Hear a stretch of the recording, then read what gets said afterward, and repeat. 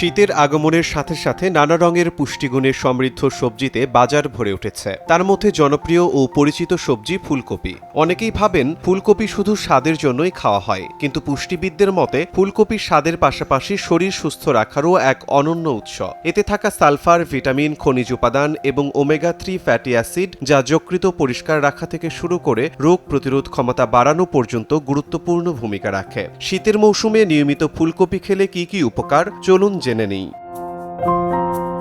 Cholesterol নিয়ন্ত্রণে সহায়ক। ফুলকপিতে প্রচুর পরিমাণে ফাইবার রয়েছে, যা শরীরের খারাপ কোলেস্টেরল কমাতে সাহায্য করে। ফলে হৃদরোগের ঝুঁকিও কমে অনেকটাই।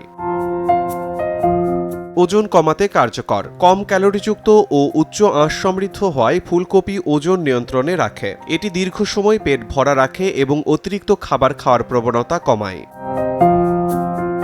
হাড় ও দাঁত মজবুত করে। ফুলকপিতে থাকা ক্যালসিয়াম ও ফ্লোরাইড দাঁত, মাড়ি ও হাড়কে শক্তিশালী করে। শিশু থেকে শুরু করে সব বয়সের মানুষের জন্যই এটি উপকারী। ক্যান্সার প্রতিরোধে সহায়ক। ফুলকপিতে থাকা সালফোরাপেন নামক উপাদান ক্যান্সার কোষের বৃদ্ধি রোধ করে। বিশেষ করে স্তন, কোলন ও মূত্রথলির ক্যান্সারের ঝুঁকি কমাতে ফুলকপি কার্যকর ভূমিকা রাখে। রোগ প্রতিরোধ ক্ষমতা বাড়ায়। ভিটামিন বি, সি ও কে তে ভরপুর ফুলকপি শীতকালে সর্দি, কাশি, জ্বর ও ঠান্ডাজনিত অসুখ থেকে শরীরকে রক্ষা করতে সাহায্য করে। শরীরে শক্তি যোগায়। ফুলকপিতে থাকা আয়রন রক্ত তৈরিতে সহায়তা করে। গর্ভবতী নারী ও অতিরিক্ত শারীরিক পরিশ্রম করা মানুষের জন্য এটি বিশেষভাবে উপকারী। এছাড়াও ফুলকপি অ্যান্টিঅক্সিডেন্ট সমৃদ্ধ হওয়ায় ত্বকের সংক্রমণ কমায় এবং চুলকে স্বাস্থ্যবান রাখে। পরিপাকতন্ত্র সুস্থ ও দৃষ্টিশক্তি বৃদ্ধি করে। ফুলকপির ফাইবার হজম প্রক্রিয়া উন্নত করে ও কোষ্ঠকাঠিন্য দূর করে। এই সবজি ভিটামিন এ সমৃদ্ধ হওয়ায় চোখের স্বাস্থ্য ভালো রাখতে এবং দৃষ্টিশক্তি বাড়াতে সহায়তা করে।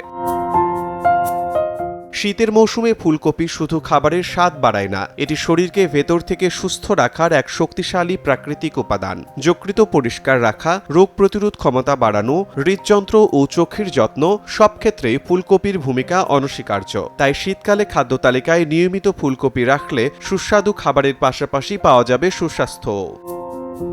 শিমুল হোসেন, সময় সংবাদ।